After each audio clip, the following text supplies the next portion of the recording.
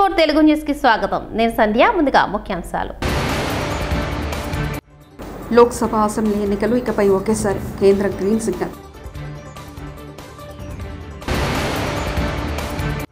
ప్రపంచ దేశాలకు దీటుగా తెలంగాణ, పెట్టుబడులకు స్వర్గధామంగా హైదరాబాద్. రేవంత్ రెడ్డి.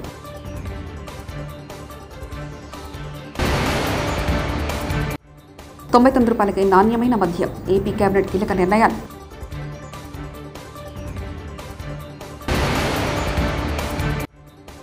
నిండా ముంచేసిన అరగుర సాయం అంటే ఎలా బాబు? వైఎస్ఆర్సీపీ నాయకులు.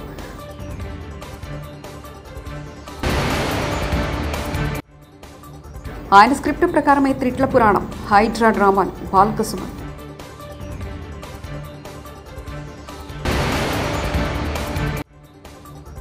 మెడికల్ కాలేజీపై కూటమి ప్రభుత్వానికి క్లారిటీ లేదు. విడుదల రజని. కేంద్ర ప్రభుత్వం జమిలీ ఎన్నికలకు గ్రీన్ సిగ్నల్ ఇచ్చింది. వన్ నేషన్ వన్ ఎలక్షన్పై మాజీ రాష్ట్రపతి రామ్నాథ్ కోవింద్ నేతృత్వంలో కమిటీ ఇచ్చిన నివేదికను కేబినెట్ బుధవారం మధ్యాహ్నం ఆమోదించింది. రానున్న శీతాకాల సమావేశంలో పార్లమెంటు ఉభయ సభల్లో బిల్లు ప్రవేశపెట్టనుంది. హర్యానా అసెంబ్లీ ఎన్నికల వేళ ప్రజలకు కాంగ్రెస్ పార్టీ హామీల వర్షం కురిపించింది. పేద మధ్యతరగతి యువతను ఆకట్టుకునే ప్రయత్నం చేసింది. మరోసారి పార్టీ అధికారంలోకి వస్తే ఏం చేస్తామో వివరించింది. రాష్ట్రంలో కులగణన చేపడతామని స్పష్టం చేసింది. కులగణన ఆధారంగా 500కి సిలిండర్ అందజేస్తామని ప్రకటన చేసింది. హర్యానాలో 90 అసెంబ్లీ నియోజకవర్గాలున్నాయి. వచ్చే నెల 5వ తేదీన అసెంబ్లీకి ఎన్నికలు జరగనున్నాయి. 8వ తేదీన ఫలితాలు ప్రకటిస్తారు. ఏపీ కేబినెట్ సమావేశం ముగిసింది. ముఖ్యమంత్రి చంద్రబాబు అధ్యక్షతన జరిగిన సమావేశంలో పలు కీలక అంశాలపై మంత్రిమండలి చర్చించింది. అలాగే వాలంటీర్ వ్యవస్థ పునరుద్ధరణపై కేబినెట్ చర్చకొచ్చింది. గత ఏడాది ఆగస్టులోనే వాలంటీర్ల కాలపరిమితి ముగిసిందని ఈ సందర్భంగా అధికారులు కేబినెట్ తెలియజేశారు. కాలపరిమితి ముగిసిన తర్వాత కూడా నాడు వాలంటీర్లతో మాజీ ముఖ్యమంత్రి జగన్మోహన్ రెడ్డి రాజీనామా చేయించారని పలువురు మంత్రులు తెలియజేశారు. తప్పుడు విధానాలు, దొంగ పద్ధతుల్లోనే జగన్ పాలన సాగించారని ఈ సందర్భంగా మంత్రులు చెప్పారు. చిన్న మధ్య తరహా పరిశ్రమలకు ఊతమిచ్చేందుకు రాష్ట్ర ప్రభుత్వం నూతన ఎంఎస్ఎంఈ పాలసీ 2024ను బుధవారం ప్రారంభించింది. మాదాపూర్ శిల్పకళా వేదికలో కొత్త ఎంఎస్ఎంఈ పాలసీ 2024ను సీఎం రేవంత్ రెడ్డి విడుదల చేశారు. రేవంత్తో సహా డిప్యూటీ సీఎం బట్టి విక్రమార్క, ఐటీ శాఖ మంత్రి శ్రీధర్బాబు ఇందులో పాల్గొన్నారు. రాష్ట్రంలో వ్యాపారాలు, పెట్టుబడుల విస్తరణకు కొత్త పారిశ్రామిక విధానాన్ని ప్రకటించిన సీఎం అందుకు తగినట్లే పాలసీ రూపొందించారు. ప్రపంచ దేశాలకు దీటుగా పారిశ్రామిక ప్రగతిని సాధించేందుకు రాష్ట్రంలో పుష్కలంగా అవకాశాలున్నాయని ఆయన స్పష్టం చేశారు. దాని నిర్వహణకు అవసరమైన కార్పస్ ఫండ్ కూడా ఇండస్ట్రీస్ల నుంచే కలెక్ట్ చేయాలనుకుంటున్నాం. మా జయేష్ రంజన్ గారు దీన్ని కోఆర్డినేట్ చేస్తున్నారు. నాకు తెలిసి రేపు ఒక్కరోజే, రేపు ఈవినింగ్ ఆనంద్ మహేంద్రతో ఏర్పాటు చేసిన ఈ పారిశ్రామికవేత్తలతో ఒక చిన్న గెట్ టుగెదర్, మినిమం 300 నుంచి 500 కోట్ల రూపాయల పరిశ్రమలు ఈ యూనివర్సిటీని నిర్వహించడానికి ఇవ్వడానికి ముందుకు వచ్చి ఒక కార్పస్ ఫండ్ క్రియేట్ చేసి బడ్జెట్ కన్స్ట్రెయిన్స్ లేకుండా, ఆర్థిక ఇబ్బందులు లేకుండా యూనివర్సిటీని నిర్వహించడమే కాకుండా గ్రామీణ ప్రాంతాలలో ఉన్న చదువుకున్న నిరుద్యోగ యువకులకు శిక్షణ ఇవ్వడం ద్వారా ఉద్యోగ ఉపాధి అవకాశాలు కల్పించడానికి ఈ ప్రభుత్వం విధి విధానాలను ఖరారు చేసింది. ముందుకొచ్చిన పారిశ్రామికవేత్తలందరికీ కూడా ఆనంద్ మహేంద్ర లాంటి వ్యక్తులకు తెలంగాణ రాష్ట్ర ప్రభుత్వం తరఫున కృతజ్ఞతలు తెలియజేస్తున్నాం. ఇది రాజకీయ ప్రయోజనం కోసం కాదు. ప్రతి సంవత్సరం 1,00,000 మంది ఇంజనీరింగ్ గ్రాడ్యుయేట్స్ బయటకు వస్తే చాలా మంది ఇంజనీరింగ్ చదువుకున్నాం, ఉద్యోగం రావడం లేదంటూ ఉద్యోగాలు ఇప్పించమని వాళ్ళ తల్లిదండ్రులు మా దగ్గరకు వస్తారు. 15,000, 20,000 కూడా 15,000 అయినా సరే సార్ మా పిల్లోడికి ఉద్యోగం ఇప్పించండి అంటారు. ఇంజనీరింగ్ గ్రాడ్యుయేట్ ఇంత తక్కువ శాలరీకి ఎందుకు పని చేస్తుండో? ఏదైనా కన్స్ట్రక్షన్ కంపెనీ సైడ్ కొంచెం ఫీల్డ్ ఎక్స్పీరియన్స్ ఉండి ప్రాక్టికల్ గా అనుభవం ఉన్న వాళ్ళని చూస్తే 40-50 వేలకు తక్కువ కాకుండా ఎవరు రావడం లేదు. తెలంగాణ 1 ట్రిలియన్ ఎకానమీ చేయాలని రేవంత్ రెడ్డి ఆలోచన. మంత్రి శ్రీధర్బాబు. ఆలోచన, మా అందరి ఆలోచన. మన రాష్ట్రం, కేంద్ర ప్రభుత్వం ఈరోజు లక్ష్యంగా 5 ట్రిలియన్ల ఎకానమీ చేయాలి ఈ భారతదేశాన్ని ఆలోచన చేస్తా ఉన్న తరుణంలో మన రాష్ట్రం మీ అందరి సహకారం వల్ల, ప్రత్యేకించి ఎంఎస్ఎంఈస్ ప్రధానమైన భాగస్వామ్యంతో 1 ట్రిలియన్ ఎకానమీ ఖచ్చితంగా చేసి తీరాలని. తెలంగాణలో దరిద్రపు పాలన నడుస్తుందంటూ మాజీ ఎమ్మెల్యే బాల్కసుమన్ వ్యాఖ్యలు చేశారు. బుధవారం మీడియాతో మాట్లాడుతూ ఇచ్చిన హామీలు చర్చకు రావద్దని రేవంత్ రెడ్డి డైవర్షన్ పాలిటిక్స్ చేస్తున్నారని మండిపడ్డారు. సునీల్ కనుగోలు స్క్రిప్ట్ ప్రకారమే తిట్ల పురాణం, హైడ్రా డ్రామాలంటూ విచ్చుకుపడ్డారు. ఇందిరమ్మ రాజ్యంలో అవినీతి కుటుంబ పాలన దందాలు నడుస్తున్నాయన్నారు. గ్యారెంటీల పేరు మీద, తర్వాత ఈ మేనిఫెస్టో దీంట్లో ఉన్నటువంటి 420 హామీల పేరిట వీళ్ళు తెలంగాణ ప్రజల్ని ఆనాడు ఓట్లాడడం జరిగింది. అదేవిధంగా తెలంగాణ యువతకు సంబంధించి ఒక జాబ్ క్యాలెండర్ కూడా రిలీజ్ చేసి సంవత్సర కాలంలోనే 2 లక్షల ఉద్యోగాలు భర్తీ చేస్తామని చెప్పి ఈ జాబ్ క్యాలెండర్ను విడుదల చేసి అట్టహాసంగా ఈ పేరు మీద ఓట్లాడడం జరిగింది. సో ఈ 6 గ్యారంటీల్లో వాళ్ళ ఆనాడు చెప్పింది ఏంది, ప్రతి మహిళకు ప్రతి నెల 2500 ఇస్తాం, 500 రూపాయలకే గ్యాస్ సిలిండర్ ఇస్తాం, ఆర్టీసీ బస్సుల్లో ఉచితంగా మహిళలకు ప్రయాణ సౌకర్యం కల్పిస్తామని చెప్పారు. మంగళగిరిలోని సీకే కన్వెన్షన్లో ఎన్డీఏ శాసనసభాపక్ష సమావేశం ప్రారంభమైంది. కూటమి ఎమ్మెల్యేలు మంత్రులతో సీఎం చంద్రబాబు భేటీ అయ్యారు. ఏపీలో కూటమి ప్రభుత్వం ఏర్పడి 100 రోజులు పూర్తయిన సందర్భంగా శాసనసభలతో సీఎం చర్చలు జరుపుతున్నారు. ఈ 100 రోజుల పరిపాలనపై రివ్యూ నిర్వహించి భవిష్యత్తు కార్యాచరణపై సూచనలు చేయనున్నారు. ఆ రోజుల్లో ఎంత భయంకరమైన పరిస్థితులంటే, నన్ను అరెస్ట్ చేసిన రోజున పవన్ కళ్యాణ్ గారు హైదరాబాద్ నుంచి ఇక్కడికి రావాలంటే ఫ్లైట్ క్యాన్సిల్ చేశారు. ఎంత పట్టుదల ఉంటుందంటే,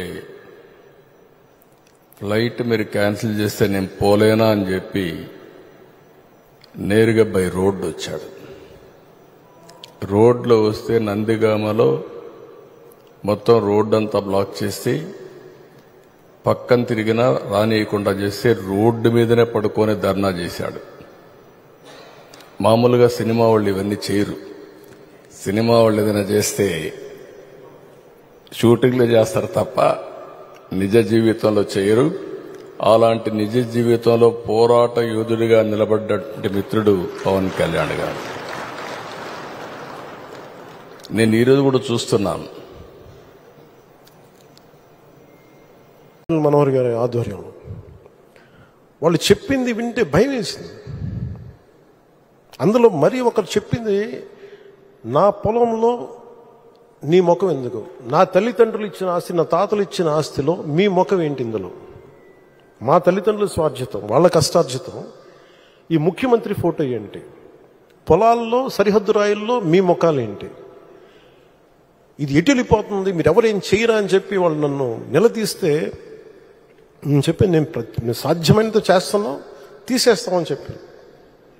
ఆ రోజు అది విశ్వాసమే, నమ్మకమే. కానీ ఈ రోజున అది ఒక సత్యం, ఒక నిజం. చంద్రబాబు గారు రాగానే ల్యాండ్ టైటిలింగ్ యాక్ట్ని రద్దు చేసి ప్రజలకి ఆస్తులకి భద్రత కల్పించినందుకు మనస్ఫూర్తి వారికి నా ధన్యవాదాలు తెలుపుతాను. మీరు ఊహించుకోండి, నేను పిఠాపురంలో భూమి కొంటే దాంట్లో అప్పటి ప్రభుత్వం మన ఆ ముఖ్యమంత్రి గారి ఫోటో ఉంది. నాకు కూడా తప్పలేదు అది, ఆయన నవ్వుతా ఆయన ఫోటో ఉంది. అంటే మనం కష్టపడి కొనుక్కుంటే ఆయన ఫోటోలు అసలు ఎప్పుడు లేదు. ఆంధ్రప్రదేశ్ రాజముద్ర ఉండాలి అక్కడ, ప్రభుత్వ ప్రతినిధివి నువ్వు. అలాంటి రాజముద్రను తీసేసి, ఆంధ్రప్రదేశ్ రాజముద్రను తీసేసి వ్యక్తి ఫోటో పెట్టుకున్నా అంటే అది ఎంత ఒక విచిత్రమైన ఆలోచన విధానం అది. అలాంటివి తీసేసి తిరిగి ల్యాండ్ టైటిలింగ్ యాక్ట్ని, అంత డ్రెకోనియన్ యాక్ట్ అది, అలాంటి యాక్ట్ని రద్దు చేసి ప్రజల్లో తిరిగి నవ్వులు తీసుకొచ్చినందుకు గౌరవ ముఖ్యమంత్రి గారికి నా మనస్ఫూర్తిగా నాకు కృతజ్ఞతలు, ధన్యవాదాలు. వైఎస్ జగన్ తన హయాంలో ప్రజా ఆరోగ్యంపై ఎక్కువ దృష్టి పెట్టారని మాజీ మంత్రి విడుదల రజని చెప్పారు. గతంలో వైఎస్ఆర్సీపీ ప్రభుత్వం శ్రీకారం చుట్టిన 17 మెడికల్ కాలేజీల ఏర్పాటు బాధ్యత కూటమి ప్రభుత్వంది అన్నారు. ఈ విషయంపై రజని బుధవారం మీడియాతో మాట్లాడారు.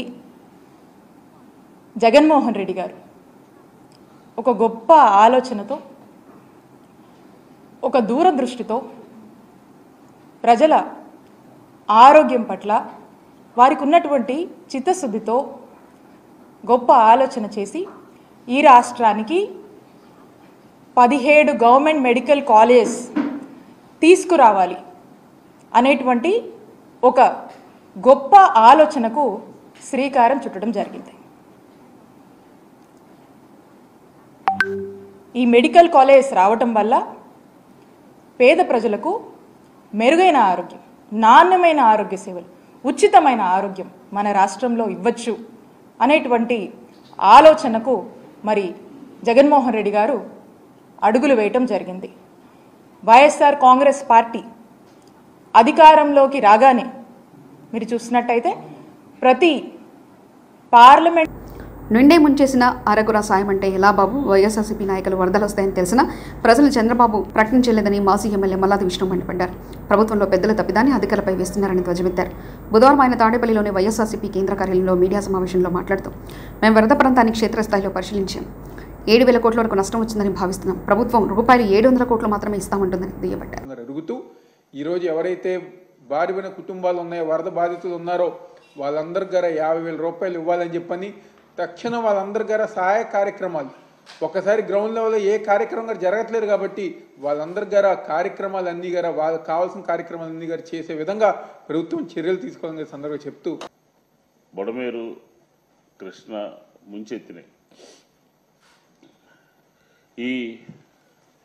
ఈ విషయం ఈ బుడమేరు నీరు విజయవాడ నగరంలో దాదాపుగా 16 డివిజన్లకు సంబంధించినటువంటి ప్రజల్ని ముంచుతున్నాయి, ఇళ్ల మీదకి వస్తున్నాయి అని ప్రజల్ని అప్రమత్తం చేయటంలో, ప్రజల్ని జాగ్రత్త వహించమని చెప్పని హెచ్చరించడంలో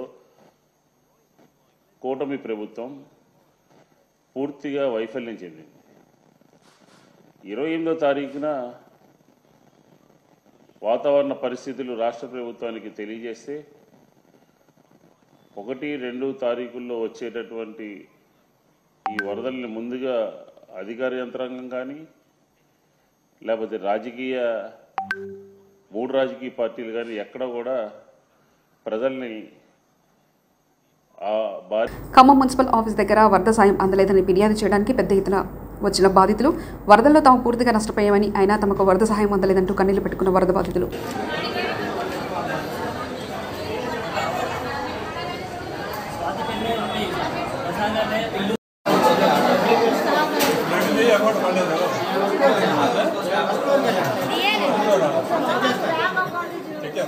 ధూమపానం మంచిది కాదని టీవీలో చెప్పినట్లు రేవంత్ రెడ్డి మాట్లాడే ముందు ఆయన స్పీచ్లో చిన్నపిల్లలు దూరంగా ఉండాలని ఐఎన్పిఏ వాళ్ళు చెప్పిన తర్వాత ఆయనతో మాట్లాడిస్తే బాగుంటుందంటూ బీఆర్ఎస్ నేత రాకేష్ రెడ్డి వ్యాఖ్యానించారు. మామూలుగా టీవీలో smoking is injurious to health అని ప్రకటన వస్తూ ఉంటుంది, టొబాకో కాజెస్ క్యాన్సర్ అని ప్రకటన వస్తూ ఉంటుంది. అట్లనే ముఖ్యమంత్రి రేవంత్ రెడ్డి గారు మాట్లాడే ముందు అయితే ఐఎన్పిఆర్ వాళ్ళు కానీ లేకపోతే డిపిఆర్ఓ కానీ Revanth Reddy's speeches are only for adults and not for children. Revanth Reddy's language is injurious and dangerous to Telangana society అని చెప్పి ఆయనతో రేవంత్ రెడ్డి గారితో మాట్లాడిపిస్తే బాగుంటుంది. ట్యాంక్ బండపై బుధవారం మధ్యాహ్నం కూడా నిమజ్జనాలు కొనసాగుతున్న నేపథ్యంలో పరిసర ప్రాంతాల్లో ట్రాఫిక్ ఆంక్షలు కొనసాగుతున్నాయి. నిమజ్జనానికి వచ్చే వినాయకులలో ఎక్కడికక్కడ రద్దీ నెలకొంది. ట్యాంక్ బండ్ చుట్టూ కిలోమీటర్ల మేర వాహనాలు నిలిచిపోయాయి. దీంతో ఆయా మార్గాల్లో వెళ్లే వాహనాలకు ట్రాఫిక్ పోలీసులు అనుమతించకపోవడంతో వాహనదారులు, ప్రయాణికులు ఇబ్బందులు పడుతున్నారు. రాణిగంజ్ నుండి ట్యాంక్ బండ్పైకి వచ్చే వాహనాలు అనుమతించకపోవడంతో lower tank bund, Kavadiguda, Narayanaguda, Himayat Nagar, Liberty తదితర ప్రాంతాల్లో ట్రాఫిక్ జామ్ ఏర్పడుతుంది. ట్రాఫిక్ పోలీసులు ప్రత్యామ్నాయ మార్గాల్లో వాహనాలను పంపిస్తున్నప్పటికీ వాహనదారులు పోలీసులతో వాగ్వాదానికి దిగుతున్నారు. కరెంటు కోసం కాడిళ్లుగా మారిన రైతులు, భారీ వర్షానికి కూలిన ట్రాన్స్ఫార్మర్ను పట్టించుకున్న విద్యుత్ అధికారులు, ఎండుతున్న పంటలను కాపాడు కోసం రైతులు అవస్థలు పడుతున్నారు. మహబూబాబాద్లో గత 15 రోజుల క్రితం కురిసిన వర్షాలకు మరిపేడ మండలం రాంపూర్ గ్రామంలో కాలిపోయిన ట్రాన్స్ఫార్మర్లు, కాలిపై 15 రోజులవుతున్నా పట్టించుకున్న విద్యుత్ అధికారులు, ఎన్నిసార్లు అధికారులకు మొరపెట్టుకున్నా పట్టించుకోవడం లేదంటూ స్వయంగా ట్రాన్స్ఫార్మర్ని ఎడ్ల బండిపై తరలించిన రైతులు.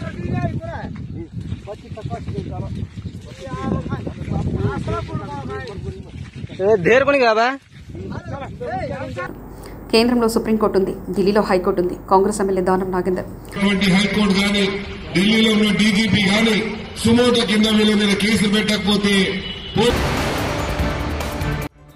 లోక్సభ, అసెంబ్లీ ఎన్నికలు ఇకపై ఒకేసారి కేంద్ర గ్రీన్ సిగ్నల్.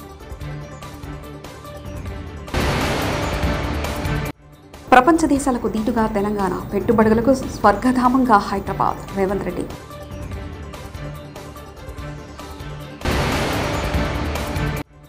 ₹99 నాణ్యమైన మద్యం. ఏపీ కేబినెట్ కీలక నిర్ణయాలు.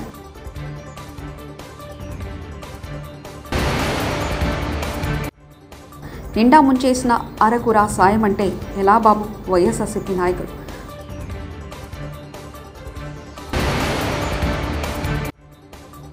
ఆయన స్క్రిప్ట్ ప్రకారమే త్రిట్ల పురాణం, హైడ్రా డ్రామాలు. బాల్కసుమన్.